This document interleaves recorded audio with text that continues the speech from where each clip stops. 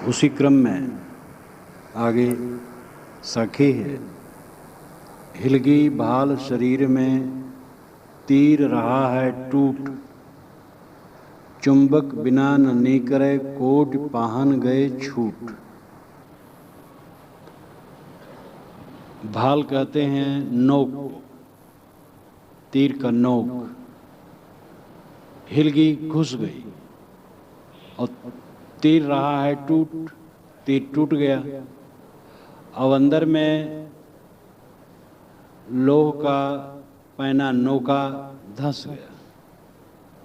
अब उसको निकालने का साधन क्या है? चुंबक। चुंबक अगर लगाया जाए तो चुंबक उस लोहे को खींच लेगा। और साधारण पत्थर लगाएंगे, कोटि पहन गए छूट। करोड़ों पत्थर लगाएं वो नहीं निकलेगा, छूट जाएगा। छूट। करोड़ों पत्थर लगाएं वो नहीं निकलेगा, छूट जाएगा। लेकिन चुंबक लगाएं तो चुंबक उसको खींच लेगा।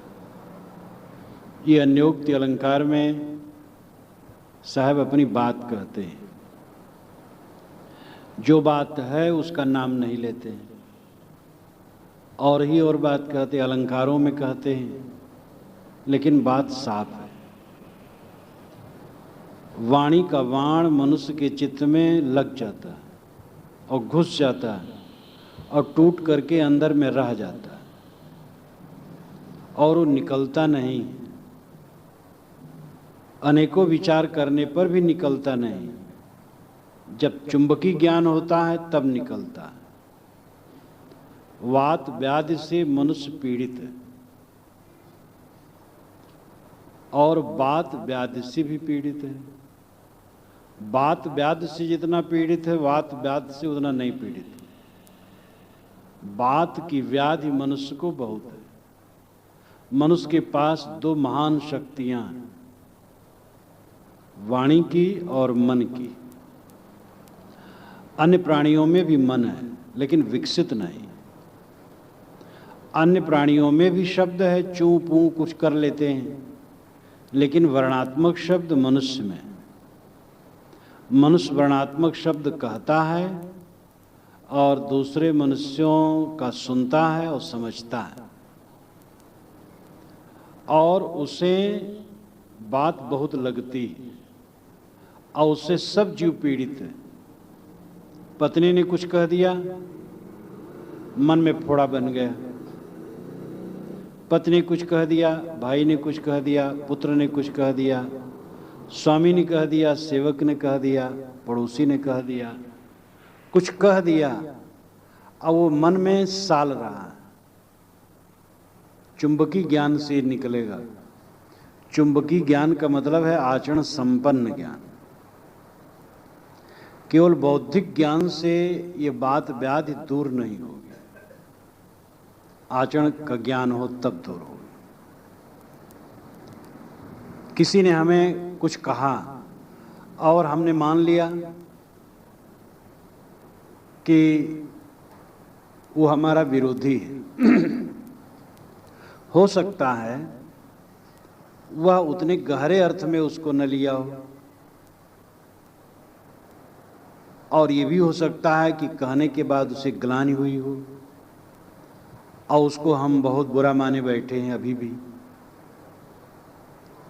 इसके अतिरिक्त हमें ये भी समझना चाहिए कि हमें अपने आप को इतना बड़ा आदमी नहीं मान लेना चाहिए कि कोई हमें कुछ न कहे। हम एक अदना जीव हैं, हम एक साधारण मनुष्य हैं, और हमें कोई कुछ कह दे कोई हर्ज नहीं है। अपने आप को साधारण मान लेने पर फिर झंझट नहीं रहती, लेकिन हम अपने आप को माने रहते हैं कि हम बहुत बड़े आदमी हैं, और ये महारोग है। और भी बात है, अपने साथियों से भी हमें बहुत लंबी आशा नहीं करनी चाहिए। पुत्र हमने पैदा किया, पाला पोसा, बड़ा बनाया, अब ये अहंकार है कि हमने जन्माया, हमने पाला पोसा, हमने सब कुछ इसका किया, और ये हमें कटु कहे। बात तो आपकी ठीक है, लेकिन उसका मन, उसकी समझ, अब उसको लेकर के अपने मन में आप फोड़ा बनाएंगे तो तकलीफ के सिवा क्या है। नारी पुरुष मग मध्य में धरत जीव तह दे, रक्षक तिनको होत वही मानी अहंग ममये। स्त्री और पुरुष रास्ता, जीव राही है। राही रास्ता पर चलेगा, जीव आया माता पिता के बीच में देह धर लिया। अब आपने मान लिया मेरा बच्चा है और है वो राही, उसको देह धरना था, देह धर लिया, आपने मान लिया अपना, अब पीड़ा उठा रहे हैं। आप ये समझे कि राही मिला और उस राही के साथ अच्छा व्यवहार कर दें, निष्काम होके कर दें तो कोई पीड़ा ना हो। हम जिनको देखना चाहते हैं, जिन बच्चों को, मित्रों को और लोगों को बहुत मोह करते हैं, ये भी हमें ध्यान रखना चाहिए कि ऐसा भी दिन आएगा कि सदा के लिए फिर उनको हम देख नहीं सकेंगे और ये सब के सामने आता है, इससे कोई छूट नहीं सकता है। इसलिए जो सब मिले हैं ये अपने नहीं हैं, राही हैं, और इनके साथ हमें सुंदर बर्ताव करना चाहिए। अपना मान करके ही सारी पीड़ा होती है। अब बिल्कुल अपना न माना जाए ये भी संभव नहीं है। जहां जिम्मेदारियां हैं अपना मानना पड़ेगा। सबका अलग अलग, जैसे जमीन तो एक है, मेड़े होती हैं अलग अलग, और मेड़ों से खेत बंधा होता है और उतना उतना माना जाता है ये मेरा है, लेकिन न मेरा है न तेरा है। मेड़े टूटती हैं और मालिक बदलते हैं, जमीन वही रहती है, करोड़ों करोड़ों मालिक आके उसी मिट्टी में चले जाते हैं। तो मालिक कौन है इसका? या वसुधा काहू की न भई, इस बात पर हम ध्यान नहीं रखते। हमें अपने अनुगामियों से भी लंबी आशा न रखनी चाहिए। महात्मा ईसा जैसा महान संत, उनके 12 त्यागी शिष्यों में एक शिष्य केवल 30 रुपए के लोभ में उनको शत्रुओं के हाथ देने के लिए तैयार हो गया था और किया भी था। यद्यपि वैसे सब नहीं होते हैं, लेकिन कोई बड़ी लंबी आशा रखे अपने साथियों के लिए, साथियों से अपने लिए, ये भूल है। दूसरे के लिए जो बन सके करें, अपने लिए कोई आशा किसी से न रखें, तो हमारा मन बड़ा हल्का फुल्का हो, बड़ा सरल हो। हमारे मन में वाणी का बाण चुभ जाता है और हम पीड़ित होते रहते हैं, और ये हमारी बेसमझी है। शब्द एक वायु का झोंका है और उसमें क्या रखा है? किसी ने कुछ कह दिया, उसका मन था वैसा कह दिया, कोई हर्ज नहीं, हम प्रसन्न रहें। और अगर हमारी उदारता हो, हम शालीनता का व्यवहार कर सकें, तो हो सकता है वो नम्र हो जाए। हर आदमी गलती करने के बाद पछताता है, और कोई किसी से गलती हो जाती है तो हम माने रहते उसने गलती की। अब उसने गलती की 5 महीने पहले, अभी भी हम माने गलती की। अब कौन जाने उसका मन पवित्र हो गया हो, लेकिन हम माने रहते हैं। हम सदैव भूत में मनुष्य को देखते हैं, बीते में देखते हैं, हमें वर्तमान में देखना चाहिए। तो साहब कहते, हिलगी भाल शरीर में तीर रहा है टूट, चुंबक बिना न निकरे कोट पहन गए छूट। करोड़ों पत्थर से नहीं निकलेगा वो लोहा जो अंदर में धसा है, चुंबक पत्थर से निकलेगा। विवेक जन्य ज्ञान से मन के अंदर में धसी हुई वाणी वो निकलेगी। जब विवेक होगा तभी ये मन शुद्ध होगा। और भी वाणियां हैं, भूत प्रेत दिमाग में धसे हैं और नहीं निकल रहा है।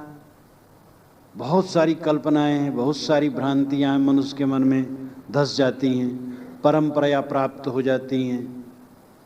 शब्दों पर आदमी विचार नहीं करता। हमें शब्दों पर विचार करना चाहिए। सारे शब्द मान नहीं लेना चाहिए, सुनना चाहिए, फिर विचारना चाहिए क्या योग्य है क्या अयोग्य है, क्या युक्ति संगत है, प्रकृति युक्त है और क्या अयुक्त है। अगर हम सारी बातों पर विचार किया करें तो भ्रांति में न पड़ें और उलझन में न पड़ें। आगे सीढ़ी सांकरी, पाछे चकना चूर, पर्दा तरकी सुंदरी, रही धका से दूर।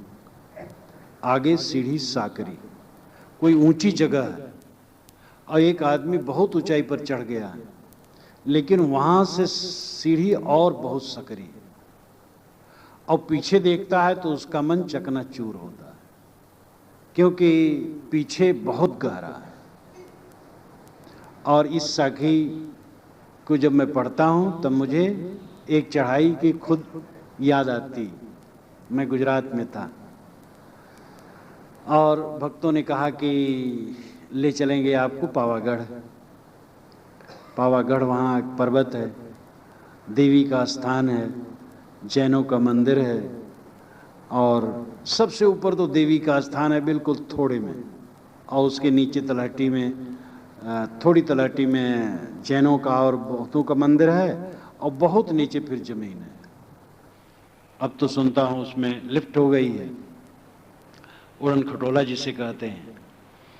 तो वहाँ पर गए सब साथ साथ और काफ़ी चढ़ना पड़ा। उसमें मैंने उस समय याद नहीं कितनी हजार सीढ़ियाँ अंदाजी थी। कुछ सीढ़ियाँ थी, कुछ गैर सीढ़ियाँ, तो सबका अनुमान लगाया था कि कितनी हजार सीढ़ियाँ हो सकती। तो जो वहाँ पहुँचा और जब जहाँ समतल था उसके ऊपर चढ़ान बड़ी सीधी है और सीढ़ी है, तो कुछ दूर गया तो काफ़ी परेशान हुआ, तो बैठ गया। अब वहाँ से उतरने की हिम्मत नहीं हो और चढ़ने की भी हिम्मत नहीं हो। फिर सस्ताया तो हम कहे भाई अब तो देवी जी यहाँ आए, चढ़ेंगे जरूर। चढ़ गए देवी जी के पास तक, फिर उतरे तो उतर आए। तो जब ये साखी में पढ़ता हूँ तो इसकी याद आती। आगे सीढ़ी साकरी, पाछे चकना चूर। कितने साधक हैं वे ऊपर चढ़ने में बड़ी कठिनाई महसूस करते हैं। पीछे सांसारिकता की दशा को भी देखते हैं तो मन बड़ा चकनाचूर होता है। सांसारिकता में पड़ने से घोर दुख है, लेकिन साधना में बड़ी कठिनाई है। तो साहब कहते ऐसे लोग पर्दा तरकी सुंदरी, पर्दा तरकी सुंदरी रही धका से दूर। जैसे एक पर्दे नशीन सुंदरी हो और जल यात्रा कर रही हो जहाज में, बीच में खूब झंझा आई हो, तूफान आया हो और बीच में ही जहाज रोक दी गई हो। धका नाम किनारा, किनारे से दूर, अब वो बीच में ही परेशान हो। इसी प्रकार जो पर्दा तरकी सुंदरी बनते हैं, सुखाध्यासी और आराम तलब बनते हैं, वे किसी दिशा में उन्नत नहीं कर सकते हैं। साधना में जो कठिनाई समझता है कभी साध्य को पा नहीं सकता है। खेती करने में जिसे कठिनाई लगती है, खेती कैसे कर सकता है? नौकरी करने में, व्यापार करने में, रास्ता चलने में, विद्या पढ़ने में, पाठ याद करने में, इसी प्रकार त्याग करने में, संयम करने में जो कठिनाई महसूस करेगा कैसे सफल होगा? हमें सुखाध्यासी नहीं होना चाहिए, आराम तलब नहीं होना चाहिए, मेहनती होना चाहिए, श्रमशील होना चाहिए, सिपाही की वृत्ति होनी चाहिए। त्याग से त्याग की शक्ति बढ़ती है, चलने से चलने की शक्ति बढ़ती है, पढ़ने से पढ़ने की शक्ति बढ़ती है, योग से योग की शक्ति बढ़ती है, मनोनिग्रह बराबर करते जाने से मनोनिग्रह की शक्ति बढ़ती है। किसी दिशा में अभ्यास करने से सफलता होती है। जो पर्दा तरकी सुंदरी बनते हैं, कोमल बनते हैं। एक बार मैं ट्रेन में जा रहा था तो एक सरदार वहाँ बैठे थे। सरदार युवक थे, 30-32 के रहे होंगे। वैसे सरदार बहुत मेहनती होते हैं, लेकिन वो ऐसे थे तो दूसरे से बात कर रहे थे, कोई संस्मरण सुना रहे थे, तो मैं इतना अंश सुना कि यार मैं वहाँ गया, मेरा मित्र बुलाया था, तो गांव का मामला था, और स्टेशन पर उतरा, तो प्लेटफार्म पर जब उतरा तो पूछा भाई वो गांव कहाँ है। लोगों ने बताया तो फरलांगो दूर था, और कोई 4 बजे का समय था, गर्मी का समय था। वहाँ पास में नहर थी, मैं नहाने लगा, ट्यूबवेल था, और 2 घंटा नहाते रहा कि कोई व्यक्ति आवे मेरी अटैची ले ले तो आराम हो जाए। यार वो फरलांगो दूर था। तो 2 घंटे के बाद एक व्यक्ति मिल गया। मैंने कहा भैया मेरी अटैची तुम ले सकते हो, उस गांव में चलना है? कहे हाँ ले सकते हैं। तो ले लिया। मैं गया, चूर चूर हो गया, फरलांगो दूर था। वो बारंबार कहे फरलांगो दूर था। अब फरलांगो दूर का मतलब है मील के अंदर। अगर मील से ऊपर होता तो और कहता, फरलांगो दूर मतलब मील के अंदर। स्वामी विवेकानंद ने कहा एक जगह, जो एक सांस में 8 मील नहीं चल लेता है वो आदमी नहीं, केचुआ है। और महात्मा गांधी तो 40-40 किलोमीटर चल देते थे। 45 मील एक दिन चले थे। किलोमीटर तो उसमें कहा नहीं जाता था, 45 मील चल दिए। तो आदमी अपने को आलसी बनाता है। वो आलसी जो बनाते हैं अपने को, समझते हैं कि हम अमीर आदमी, बड़े आदमी हैं, और लोगों में जताते हैं कि हम मेहनत नहीं करते। लेकिन ऐसे लोग निकम्मे हैं, निरर्थक हैं। मेहनती होना चाहिए और त्याग में भी आगे आना चाहिए। त्याग से त्याग की शक्ति बढ़ेगी। बीड़ी पीते हैं तो त्यागें, तंबाकू खाते हैं तो त्यागें, सिगरेट पीते हैं तो त्यागें, पान खाते हैं तो त्यागें, शराब पीते हैं तो त्यागें, मांस खाते हैं तो त्यागें। जो गंदी आदत है त्यागें। त्यागने से त्याग की शक्ति बढ़ेगी। तो साहब कहते पर्दा तर की सुंदरी मत बनो, संसारी समय विचारी, कोई गृही कोई जोग, अवसर मारे जात हैं तय चेत बिराने लोग।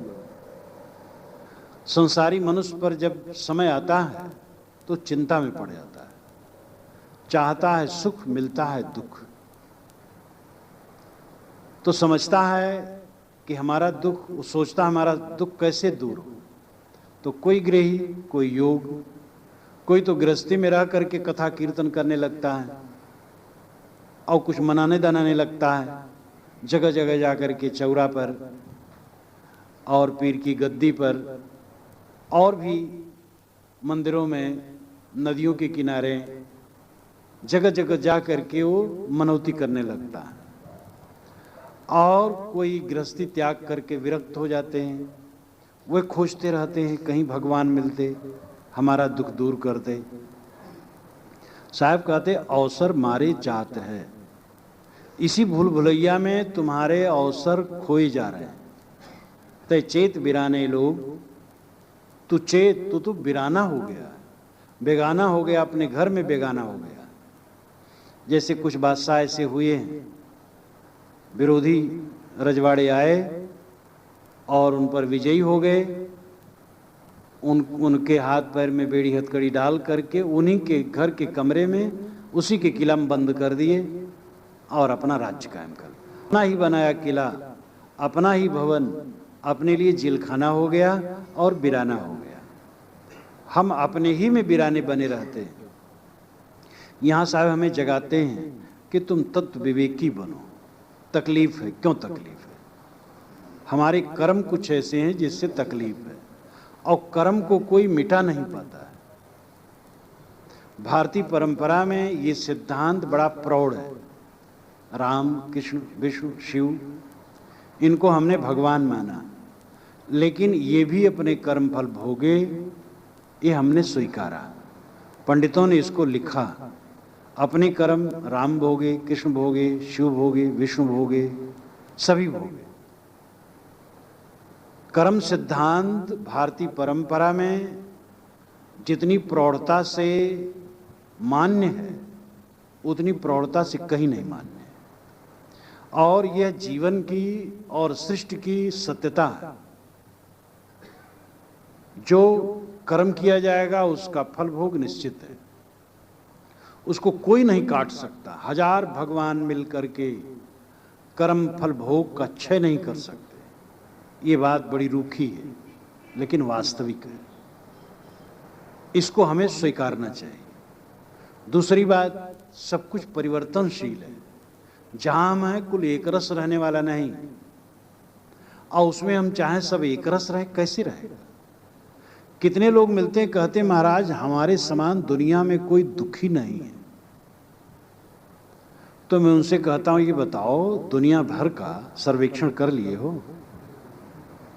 एक बुढ़िया तो ऐसी पागल धनी घर की कहे महाराज सुनो हमारे समान दुनिया में कोई दुखी नहीं। मैंने कहा कि तुम दुनिया भर को जांच लियो। कहे महाराज सुनो सुनो हमारे समान कोई दुनिया में दुखी नहीं है। वो बारंबार हमें सुनाना चाहे। मैंने कहा तुम पागल हो, तुम्हें रोटी नहीं मिलती है? कहे रोटी तो मिलती है। हम कहे दुनिया में ऐसे भी लोग हैं आज के ज़माने में भी पेट भर रोटी नहीं मिलती। तुम्हें कपड़ा मिलता है? कहे हाँ कपड़ा तो मिलता है। हम कहे तब क्यों दुखी हो? अगर रोटी मिल जाए, पानी मिल जाए, कुछ कपड़े मिल जाए और सोने की जगह मिल जाए तब क्या दुख है? लोग कहते बस इतने हैं क्या? अच्छा इतने भर न दिया जाए तो काम चल जाएगा आपका?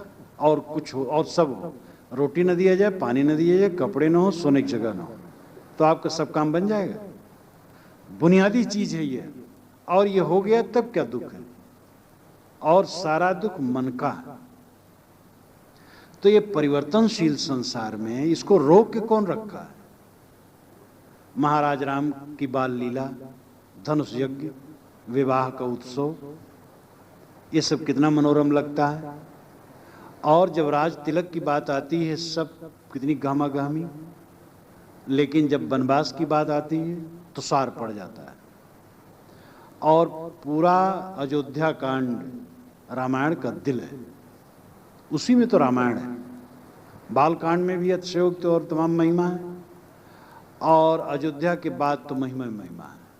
अयोध्या कांड दिल है रामायण का, और उसमें वास्तविकता उभरती है और सच्चा दर्द उसमें निखरता है। जीवत्स तात्पादेषु नूतनेदार संग्रहे मातभृचिंतमानानाम तेहि नो दिवसागता। भवभूत रामायण में आया है कि एक चित्रकार ने आकर के अयोध्या में दीवार में राम का जीवन चरित्र उरेहा है, लिखा है। लक्ष्मण ने महाराज राम से कहा कि भैया भैया जरा देखो तो, आपका जीवन चरित्र लिखा गया है, छापा गया है, चित्र बनाया गया है। जाकर के देखने लगे। देखते देखते वहां तक देखे जहां पर बहुएं आई थी, विवाह हो करके बहुएं आई थी, और राम इत्यादि सभी चारों दूल्हे चारों बहुएं दरवाजे पर आई थी, और परछन हो रहा था, स्वागत हो रहा था। वहां पर राम के मुख से कहलाया गया, जीवत्स तात्पादेषु नूतनेदार संग्रहे मार्तभृच्चिंतमानानाम तेहि नो दिवसागता। उस समय पिताजी जीवित थे और नई वधुओं का घर में आगमन हुआ था, और माताएं इस चिंता में थी कि हमारे बच्चे जीवन भर खुश कैसे रहें, वह हमारे दिन अब नहीं, ऐसा राम ने कहा। और ये चित्र का जो रहना बताया गया है, उस समय बताया गया है सीता निर्वासन नहीं हुआ था, लेकिन और लोग सब करीब करीब कई लोग मर चुके थे और काफी घटना बीत चुकी थी। तो किसके सामने बात नहीं आती? रूप गोस्वामी ने लिखा है, यदुपते क्वा गता मथुरापुरी, यदुपते क्वा गता मथुरापुरी, रघुपते क्वा गतोत्तर कौशला, इति विचिंत मना कुरु स्थिरम नसदिदम जगदित्येव धारे। जगपत श्री कृष्ण के मथुरा का वैभव कहाँ गया? रघुपत श्री रामचंद्र जी के अयोध्या का ऐश्वर्य कहाँ गया? इस पर विचार करो, मन को स्थिर करके इस पर विचार करो और फिर अपना रास्ता चुनो, तुम्हें क्या करना है। बड़े बड़े ऐश्वर्य हम केवल कागज में पढ़ते हैं, वहां पता लगाने जाओ कुछ नहीं मिलेगा।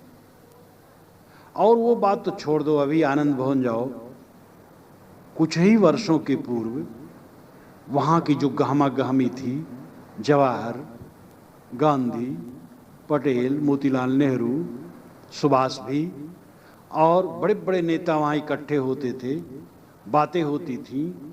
वहाँ के पत्थर में लिखा है कि थोड़े ईंट पत्थर का महत्व नहीं है, महत्व यह है कि यहाँ बैठ करके देश और दुनिया के लिए बड़े बड़े निर्णय लिए गए। लेकिन वहाँ केवल पर्यटक स्थल है और वो सब कुछ नहीं है। बिस्तर लगा, यहाँ जवाहर बैठते थे, यहाँ गांधी जी बैठते थे, यहाँ मोतीलाल नेहरू बैठते थे, कोई नहीं। तो इस पर हमें ध्यान देने की जरूरत है। यहाँ सब कुछ परिवर्तनशील है और हट करके कोई चाहे कि कुछ परिवर्तन न हो और देवी देवता मनाता रहे तो उससे परिवर्तन रुकेगा। साहब कहते हैं अवसर मारी जात है, तुम अपने अवसर को खो रहे। जो अवसर साधना के लिए है तुम साधारण देवी देवताओं की प्रार्थना में बिता रहे हो। तुम चाहते हो कहीं पूजा चढ़ा करके तो लड़का पैदा हो जाए, यहां तक कि एक पाव सत्तू ब्राह्मण को दे करके बदले में चाहते बच्चा पैदा हो जाए। अहिरन की चोरी करें, करे सुई का दान, ऊपर चढ़ के देखता केतिक दूर विमान। लोहार की निहाई तो चोरी कर लेते हैं और सुई का दान कर देते हैं और फिर ऊपर चढ़ के देखते हैं कि सुरक्षित विमान हमारे लिए आता होगा क्योंकि सुई का दान किया हो। तो आदमी अपने आप को धोखा देता है। तय चेत बिराने लोग, अय बिराना हुआ लोग तो चेत, हम बिराने हो गए, अपने आप में बिराने हो गए, अपने स्वरूप को न समझकर। रूह और जिस्म का रिश्ता भी अजीब है, रूह और जिस्म का रिश्ता भी अजीब है। जिंदगी भर साथ रहे मगर तवर्रुफ न हुआ। जीव और देह का रिश्ता कैसा अद्भुत है, दोनों एक साथ जीवन भर रहे लेकिन परिचय नहीं हुआ, आत्म परिचय नहीं हुआ। और अगर आदमी आत्मा का परिचय नहीं किया तो परमात्मा को क्या समझ सकता है। मैं कौन हूं, आत्मा को पहचाने। जो आत्मा को पहचानता है वही परमात्मा को पहचानता है। संशय सब जग खंडिया, संशय खंडे न कोय, संशय खंडे सो जना जो शब्द विवेकी होए। साहब कहते हैं सबके मन का संशय ने खंडन कर दिया और संशय का खंडन कोई कर नहीं रहा। संशय का खंडन वो करता है जो शब्दों का विवेकी। पत्नी के प्रति संशय होता है, पति के प्रति संशय होता है, भाई के प्रति, पुत्र के प्रति, पिता के प्रति, नौकर और स्वामी के प्रति, पड़ोसी के प्रति संशय होता है। मनुष्य के जीवन में संशय एक गुण है जिससे अपने स्वजनों को भी वो परिजन बना देता है। रावण के मन का संदेह विभीषण के लिए विभीषण को पर बना दिया। जो जितना अहंकारी होता है उसके मन में उतना संदेह होता है, जो जितना निर्मल चित्त होता है संदेहशील नहीं होता है। अब इसका मतलब ये नहीं है कि हम व्यवहार में गोगा बसंत बन जाए और अपरिचित आदमी से भी अभिन्न व्यवहार कर लें। बहुत समझ बूझ करके संसार में चलने लायक होता है, बड़ी सावधानी की आवश्यकता है, हर जगह विश्वास नहीं किया जा सकता, ये पक्ष भी है।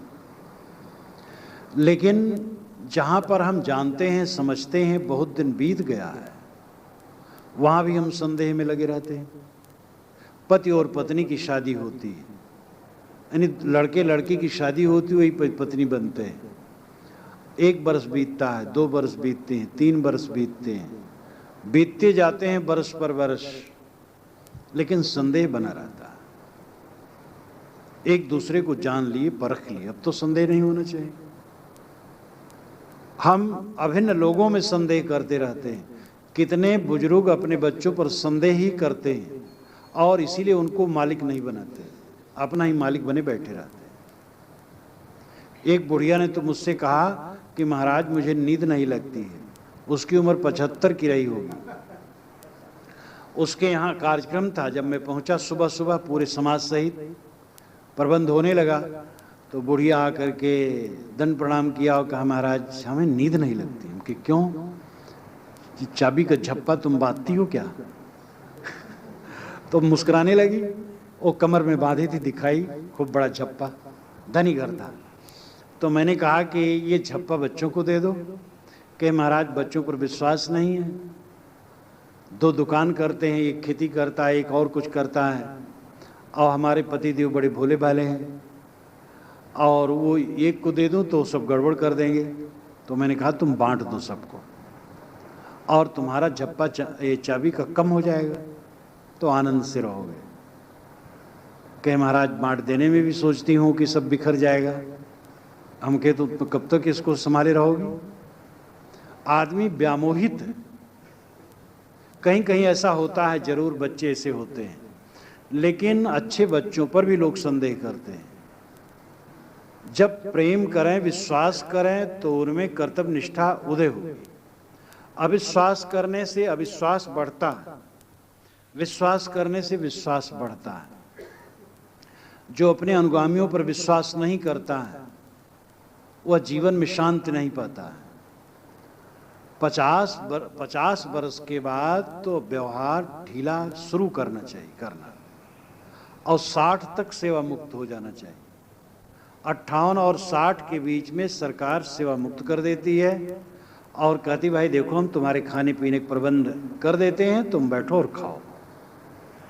लेकिन घरों में लोग मरते दम तक सेवा मुक्त नहीं होना चाहते, वो पीसते रहना चाहते और किसी पर विश्वास नहीं करना चाहते, तो उनको शांति कैसे मिलेगी? संदेह, संशय हमारे मन का रोग है और ये संशय निवृत्त होना चाहिए। संशय से कौन अलग होता है? जो शब्द विवेकी हो, जो शब्दों का विवेकी है। विवेक पर साहब बहुत जोर देते हैं। विवेक का मतलब है मंतव्य और अमंतव्य, सांच और झूठ, इसको अलग अलग करना समझ से, ये विवेक है। जाहि को विवेक ज्ञान ताहि को कुशल जान, जाहि और जाय वाको वाहि और सुख है।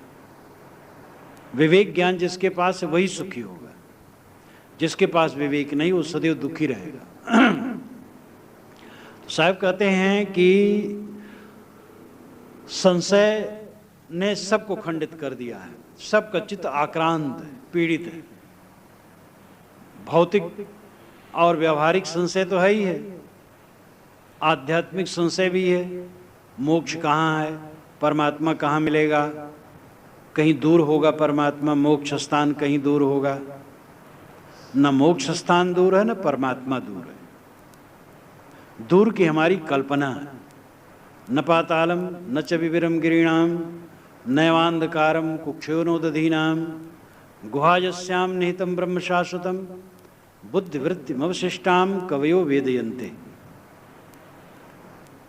न पातालम न च विविरम गिरीणाम नैवांधकारम कुक्षयोनोदधीनाम गुहायस्याम निहितम ब्रह्म शाश्वतम बुद्धिवृत्तिमवशिष्टाम कवयो वेदयन्ते।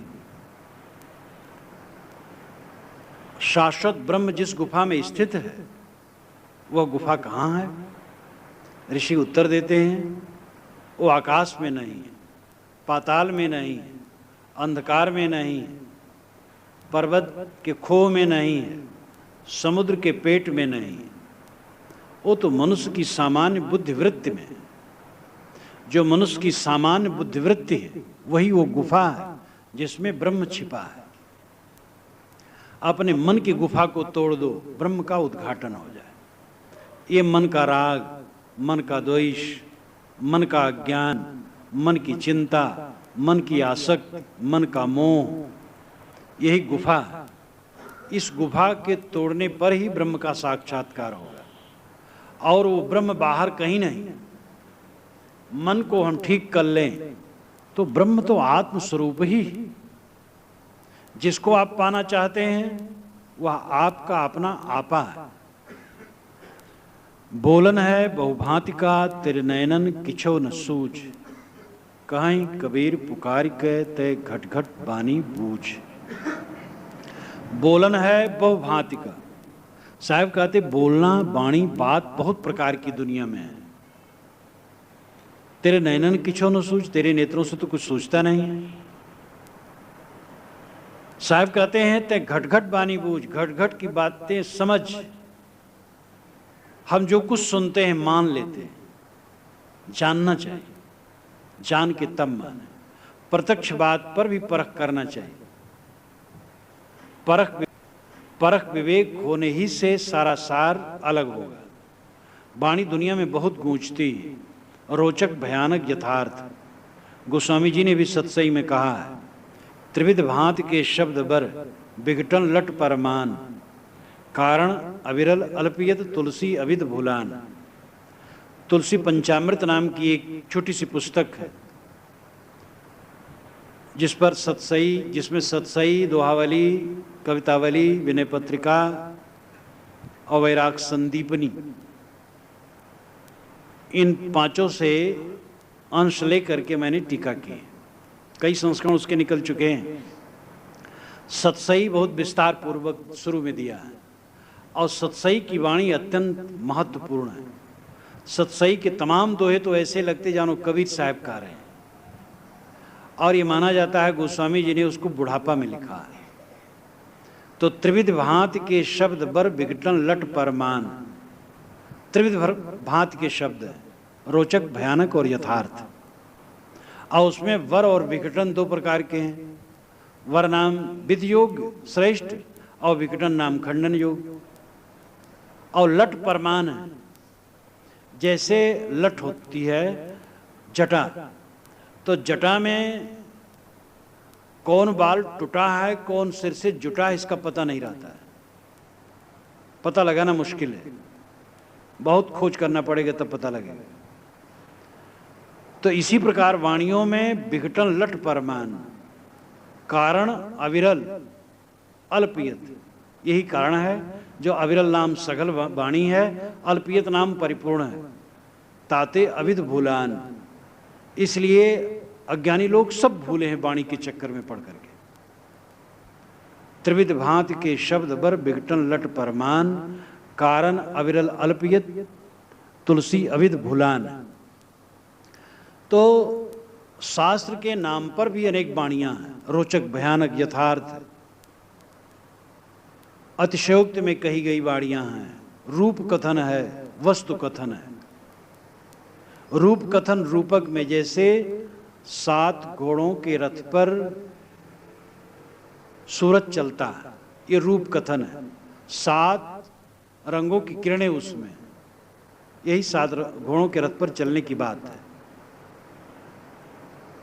कर्ण ने अपने रथ के पहिए जो धंस गया था, उस पहिए को इस बल से उभारा कि शैल बन कानन समेत सारा भूमंडल 4 अंगुल उठ गया, लेकिन पहिया जमीन से नहीं निकला। ये अतिशयोक्ति, महिमा, कर्ण की बलवत्ता बताने के लिए। वस्तु कथन, पानी ठंडा होता है, आग गर्म होती है। तो वाणियां जो हैं, आप वाणियों को कसें। वाणी जैसी लिखी है, संसार वैसा नहीं होता है। संसार जैसा है वैसी वाणी हो वो प्रामाणिक है। अगर पोथी में लिखा हो एक बिल्ली से, एक चूहा से एक बकरा पैदा हो गया, तो आप क्यों मान लें? क्योंकि सृष्टि में ऐसा होता नहीं। सृष्टि में जैसा होता है वैसा लिखा हो तो वो मान लें। ना ह्याप वचनान नवसो निपतंति महासुरा, युक्त मद वचनम ग्राह्यम मया अन्नैष बौद्ध विदई। एक विद्वान ने कहा है, ना ह्याप वचनान नवसो निपतंति महासुरा। आप पुरुष के कहने के कारण आकाश से कोई महाअसुर नहीं प्रकट होता है। युक्त मद वचनम ग्राह्यम मया अन्नैष बौद्ध विदई। हम और आप जैसे लोग युक्त पूर्वक वचन ही मानते हैं। ना ह्याप वचनान नवसो निपतंति महासुरा। कोई महापुरुष कह दिया तो आकाश से दैत्य नहीं उतरेगा। धर्म के क्षेत्र में ये बड़ी दुर्बलता है। पोथी में लिखा है सब मानना है, महापुरुष कहते हैं सब मानना है, धर्म की परंपरा में कहा है सब मानना है, फिर भी सब मानते नहीं हैं। एक दूसरे को तो काट ही देते हैं, कहाँ सब मानते हैं। लेकिन जिसको अपना मान बैठे हैं वो सब आम घास सब मानते जाते हैं। अपना पराया न हो, अपनी परंपरा की बात, अपने गुरु की बात, अपने शास्त्र की बात और दूसरे गुरु और परंपरा और शास्त्र की बात, सभी बातों पर हम विचार करें और जो युक्त पूर्वक हो माने, युक्त पूर्वक हो न माने। यह उदार विचार अगर मनुष्य में आ जाए तो सांप्रदायिकता मिट जाए और सभी महापुरुष श्रद्धेय हो जाएं और सभी वाणियाँ आदरणीय हो जाएं और सभी परंपरा आदरणीय हो जाए और सभी की गलत बातें निरस्त हो जाएं, धर्म की एकता हो जाए, सत्य की एकता हो जाए। लेकिन अपनी हम सड़ी गली बातों को भी छाती पेटे लगाए रखने का हट करते हैं और दूसरे की अच्छी बातों को भी हम काटते हैं। यह सन्मार्ग में बहुत बड़ा रोड़ा है। तो कबीर साहब कहते हैं कि अनेक प्रकार की बोलन है बहुभांति का, तेरे नयनन किछो न सूझ, कहीं कबीर पुकार के तू घट घट बानी बूझ। घट घट से निकली हुई वाणी पर विचार कर। वेद की ऋषि सूप का उदाहरण देते, चलनी का उदाहरण देते, कबीर साहब सूप का उदाहरण देते हैं। वेद में लिखा है सप्त में उत्युतो ना पुनंतो यत्र धीरा मनसा वाचम कृत, अत्रा सखाया सख्यान जानते भद्रेशाम लक्ष्मीर नेतादिवाच। जैसे चलनी से सत्तू छाना जाता है, आटा छाना जाता है, वैसे विवेकवान मन से वाणी को छानते हैं और वहीं कल्याणकारी लक्ष्मी निवास करती है, वहीं मित्र मित्रता के भेद को जानते हैं। वाणी से, मन से वाणी को छानो, विचारो। कबीर साहब कहते हैं साधु ऐसा चाहिए जैसा सूप सुभाए, सार सार को गह रहे थोथा दे उड़ाए। इसलिए वाणी पर विचार करने की जरूरत है। मूल गहे ते काम है, तय मत भरम भुलाओ, मन सायर मनसा लहरी बहे कतहु मत जाओ। ये साखी उनकी बहुत महत्वपूर्ण है। मूल गहे ते काम है, मूल पकड़ने से काम होगा। तय मत भरम भुलाओ, तुम भरमो भटको मत। मन सायर मनसा लहरी बहे कतहु मत जाओ। मन समुद्र है और इच्छाएं तरंगे हैं, इनमें बह करके कहीं मत जाओ। सिद्धांत और व्यवहार, थ्योरी और प्रैक्टिकल, ये दोनों बातें इसमें आती। मूल गहे ते काम है। मूल का क्या है? आपका आपा, आत्मा ही मूल है। अपने आत्मा की पहचान, आत्मा को पहचानने से मनुष्य का कल्याण है। अपने आप को पहचाने मैं कौन हूं, किसमें फंसा हूं, क्यों दुखी हूं, दुख निवृत्ति का साधन क्या है। जो आत्मा को नहीं पहचानता वो परमात्मा को नहीं पहचानता। आत्मा की शुद्ध अवस्था ही परमात्मा है। अयम आत्मा परमेश्वरो भौतिर्महति। यह आत्मा ही परमात्मा हो जाता है जब इसकी शुद्ध अवस्था आती है। प्रेतात्मा, दुष्टात्मा, शुद्धात्मा, महात्मा, परमात्मा, ये सब के मूल में आत्मा है और सारे विशेषण हैं। प्रेतात्मा वह आत्मा जो देह छोड़ करके चला गया हो, प्रेतात्मा, गए हुए को प्रेत कहते हैं। और दुष्टात्मा खराब आदमी, शुद्धात्मा अच्छा आदमी, महात्मा जो महान हो गया है, परमात्मा एकदम परम, सारे विकारों से निवृत्त, निर्मल, मोक्ष अवस्था जिसे हम कहते हैं। परमात्मा मोक्ष अवस्था है और मोक्ष अवस्था परमात्मा है। मोक्ष कोई काल्पनिक वस्तु नहीं है, जीवन में ही मोक्ष है। जीवन सुख की पराकाष्ठा मोक्ष है। दुनिया के जितने सुख हैं क्षणिक हैं और लौट करके फिर दुख आते हैं। एक ऐसा सुख है जिसमें दुख नहीं, केवल सुख है, वो मोक्ष। मन की ग्रंथियों का कट जाना मोक्ष है। मन में जो हमारी संशय ग्रंथि, अहम ग्रंथि, कर्म ग्रंथि है, ये सारी ग्रंथियों का कट जाना, सर्व ग्रंथि नाम विप्रमोक्ष। सनत कुमार ने नारद को समझाते हुए छांदोग्य उपनिषद में कहा है, आहार शुद्धौ सत्य शुद्धि, सत्य शुद्धौ ध्रुवा स्मृति, अस्मृत लंबे सर्व ग्रंथि नाम विप्रमोक्ष। आहार के शुद्ध होने से सत्य शुद्ध होता है। आहार का मतलब है जो हम आहरण करते, आहरण करना, खींचना, ग्रहण करना। आंख से रूप, कान से शब्द, नाक से गंध, जीभ से रस, चाम से स्पर्श, मन से संकल्प विकल्प, ये सब हम आहरण करते, ग्रहण करते, और ये सब शुद्ध हो जाए। ठीक देखें, ठीक सुने, ठीक छुएं, ठीक खाएं, ठीक सोचें, ठीक सूंघें, सब ठीक हो जाए तो सत्य शुद्ध हो जाता। सत्य नाम अंतःकरण, और सत्य शुद्धो ध्रुवा स्मृति। जब सत्य शुद्ध हो जाता है तो स्मृति ध्रुवा हो जाती है, चित्त की एकाग्रता हो जाती है। और जब चित्त की एकाग्रता हो जाती है, सर्व ग्रंथि नाम विप्रमोक्ष, सभी ग्रंथियों का विप्रमोक्ष हो जाता है, अत्यंत मोक्ष हो जाता है, यानी सभी गांठें कट जाती हैं। मन की गांठें कट जाने का मतलब है कोई ग्रंथ न रहना, द्वेष न रहना, ईर्षा न रहना, क्रोध न रहना, काम न रहना, मोह न रहना, चिंता न रहना। मन के सारे विकारों का प्रलय, ये चित्त की निर्वाण अवस्था, शुद्ध अवस्था है, और यही मोक्ष है। आत्मा की यही परमात्मा अवस्था है। इसलिए मूल को पकड़ें, मैं कौन हूं। सबके अंदर में मैं का एक भंवर है।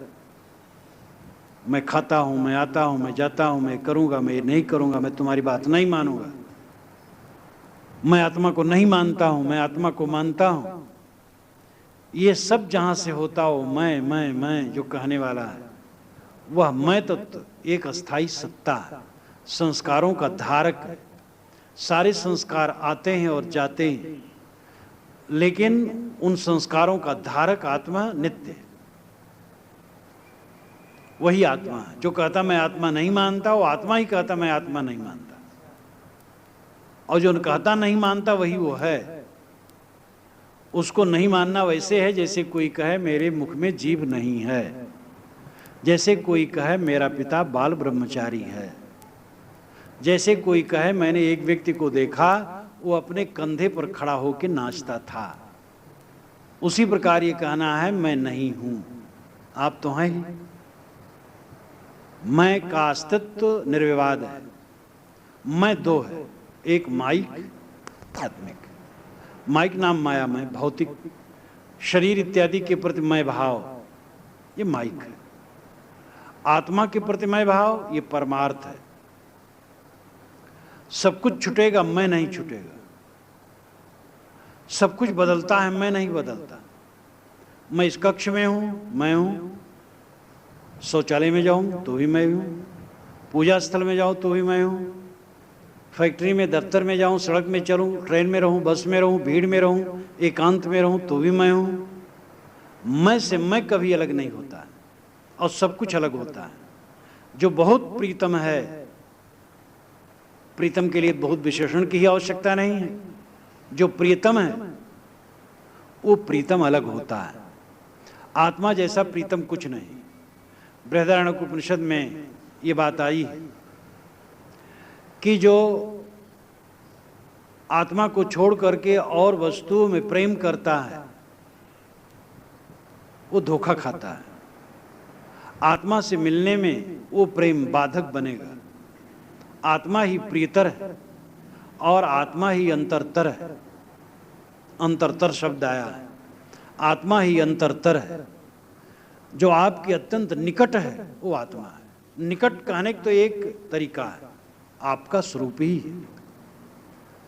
और पूरा वेदांत उपनिषद जो भारतीय परंपरा का नहीं, विश्व का प्राचीनतम अध्यात्म शास्त्र है और मोक्ष शास्त्र है, वो इसी पर जोर देता है। आत्मानम चेत विजानीयात अयमस्मित पुरुष किमिच्छन्न कस्य कामाय शरीर मन संजरे। जो ये समझ लिया कि आत्मा ही ये पुरुष है, आत्मा नाम स्वयं, ये आत्मा ये चेतन ही पुरुष है, ब्रह्म है। किमिच्छन्न कस्य कामाय शरीरम अनुसंजरे। किस इच्छा से, किस कामना से शरीर के अहंकार का बुखार वो चढ़ाए रखेगा। जो ये समझ लिया ये आत्मा ही ब्रह्म है, आत्मा ही परमात्मा है, वो आत्मलीन होगा, देह का अहंकार छोड़ देगा। तो साहब कहते मूल गहे ते काम है। मूल को पकड़ो, आत्मा को पहचानो, अपने आप को पकड़ो। हम अपने को न पकड़ करके बाहर पकड़ते हैं तो बाहर छूट जाएगा अपने आप, और अपने को हम स्वयं छोड़ दिए। दोनों दिन से गए पाड़े, हलुई हुए न माड़े। दुनिया की चीज तो साथ नहीं गई और अपना आपा का भी बोध न हुआ। और जो अपने आप को पकड़ लेता है, आत्मा को पकड़ लेता है, तो बाहर की चीज तो छूटने वाली ही है, लेकिन उसे कल्याण की प्राप्ति होती है। तो मूल गहे ते काम है, तय मत भरम भुलाओ। मोक्ष और भगवान को पाने के लिए भटक मत कहीं, बाहर कहीं कुछ नहीं मिलेगा। आत्मा में लौट, अपनी तरफ लौट। इसका व्यवहारिक पक्ष क्या है? मन सायर मनसालहारी बहे कतहु मत जाओ। मन समुद्र है, सायर नाम समुद्र, और मनसायन इच्छाएं तरंगे हैं, इसमें बह के मत जाओ। इसकी साधना कीजिए। रोज सुबह शाम एकांत में बैठिए और मन को देखिए, मन के तरंगों को शांत कीजिए। आप मन के साक्षी जितने क्षण रहेंगे मन शांत रहेगा। साक्षी नहीं रह पाएंगे, बह जाएंगे तो अशांत हो जाएंगे।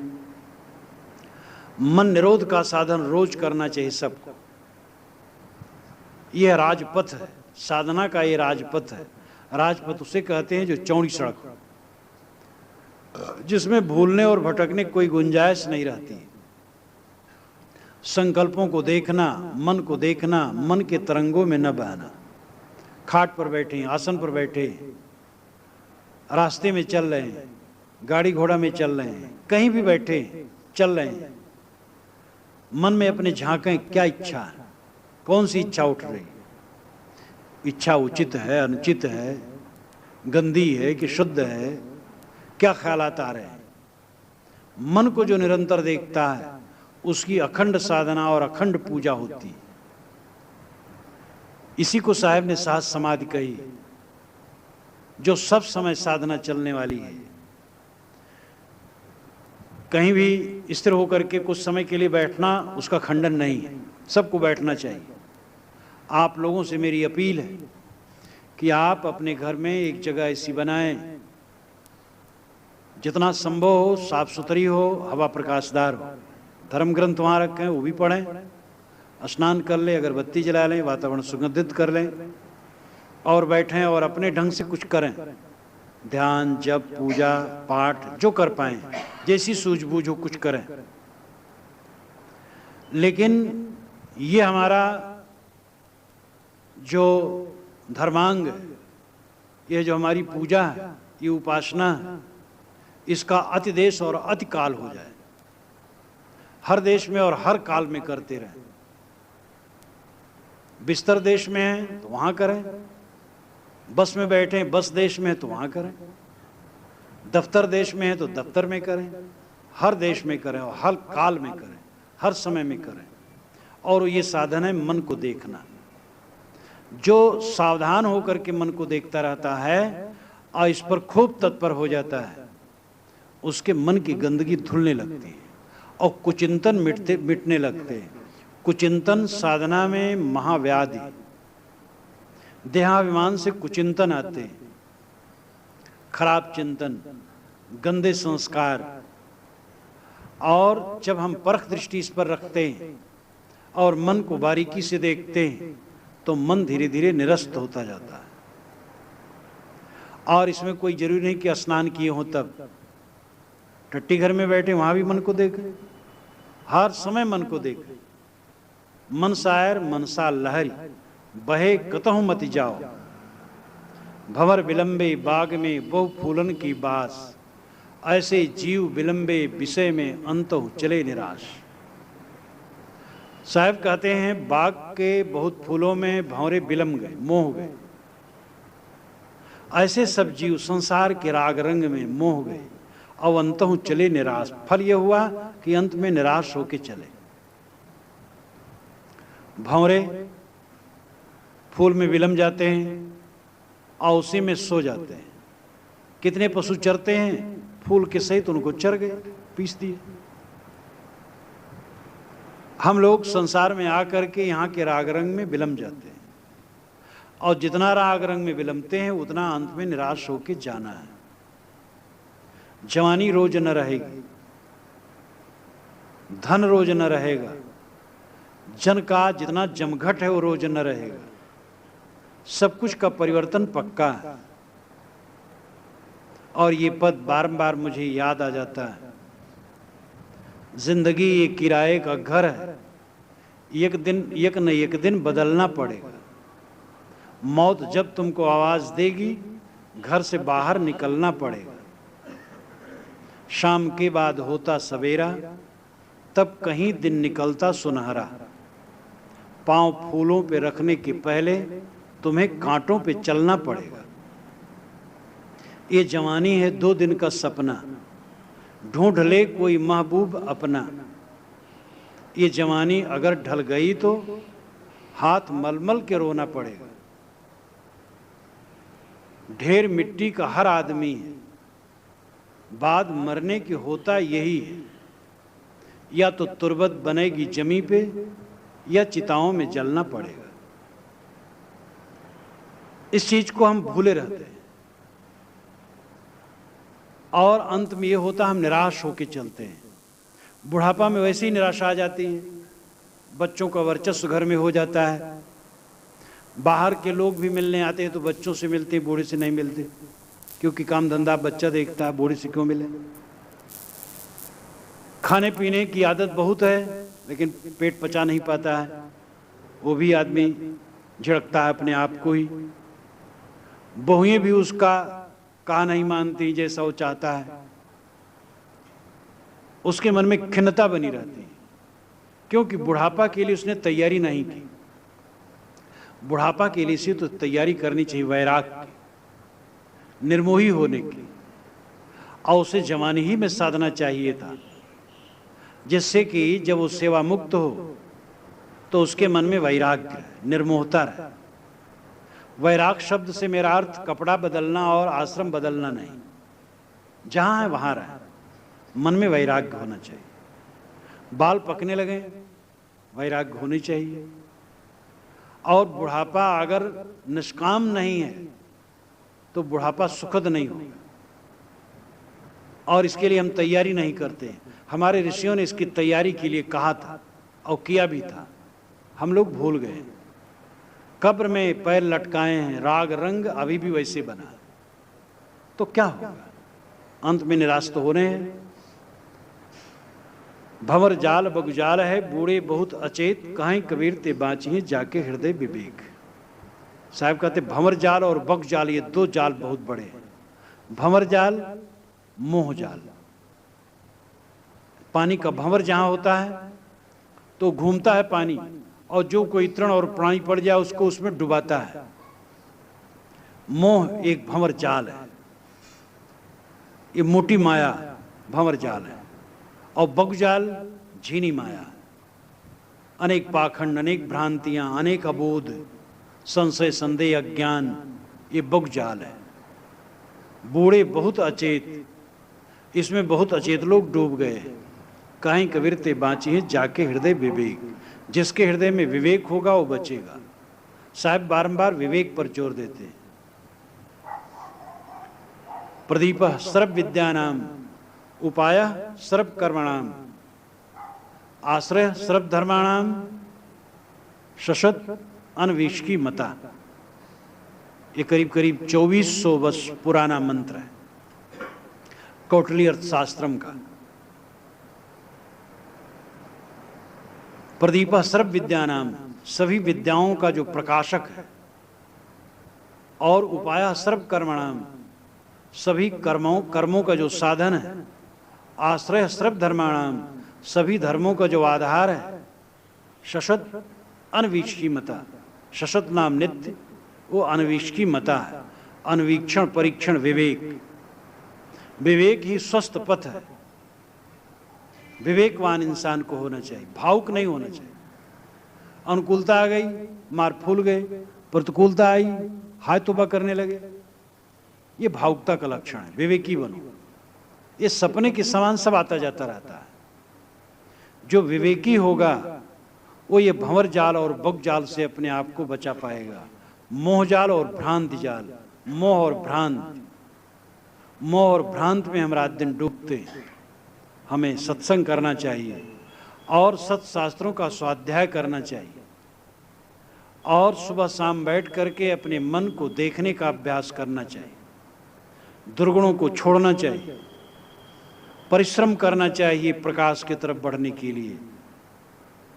और अगर साधक इस ढंग से करता है तो निश्चित है उसके जीवन में वह सुख मिलेगा जो अस्थाई है, जिसे वो चाहता है, और उसी को हम मोक्ष कहते हैं। मोक्ष जीवन के सुख की पराकाष्ठा है, और वो इसी जीवन में परम शांति में मन हो जाना, मन में कोई द्वंद्व न उठना, और ये इस पथ पे चलने पर ही होगा। और ये पथ कोई मत नहीं है, ये राजमार्ग है, कोई संप्रदाय की चीज नहीं है।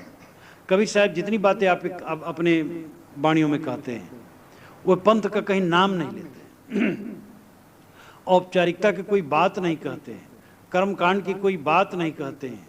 वह बात कहते हैं जैसे उपनिषद के ऋषि कहे गए। उपनिषद के ऋषियों ने भी ऐसे ही कहा है, और साहब की वाणी उसी ढंग से है। सोचें, मनन करें और अपने आप में तौलें और जीवन को सुधारें। इन्हीं वचनों के साथ मैं विराम लेता हूँ।